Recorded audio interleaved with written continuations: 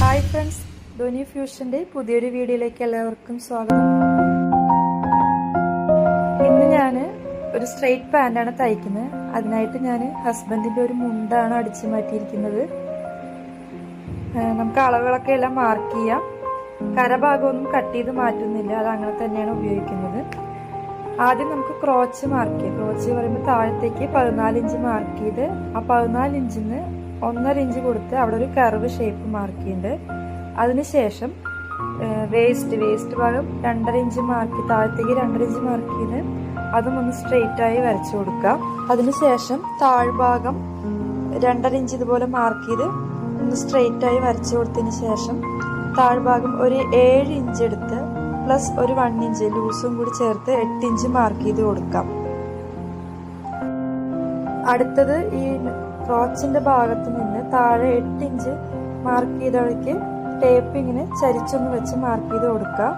അളവുകളൊക്കെ എല്ലാം മാർക്ക് ചെയ്തിട്ടുണ്ട്. ഇനി നമുക്ക് കട്ട് ചെയ്ത് മാറ്റാം.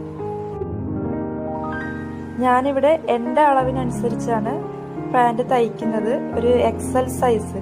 നിങ്ങൾക്ക് നിങ്ങളുടെ അളവുകളനുസരിച്ച് എൻ്റെ സ്റ്റിച്ച് ചെയ്യാവുന്നതാണ്.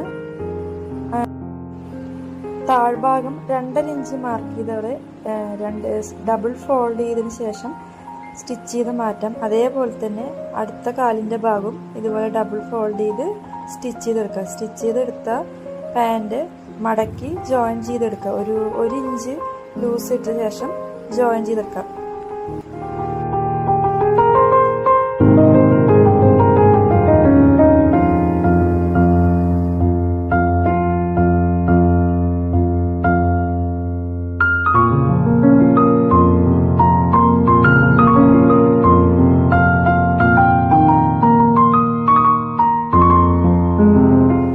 ക്രോച്ചിന്റെ ഭാഗങ്ങൾ രണ്ടും ചേർത്ത് വെച്ച് ഒരു 1/4 ഇഞ്ച് വ്യത്യാസത്തിൽ ഡബിൾ സ്റ്റിച്ച് ചെയ്ത് കൊടുക്കുക.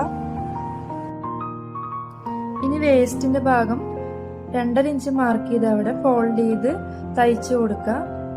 ഇവിടെ ഞാൻ എലാസ്റ്റിക് ആണ് വേസ്റ്റിൽ വെച്ച് കൊടുക്കുന്നത്.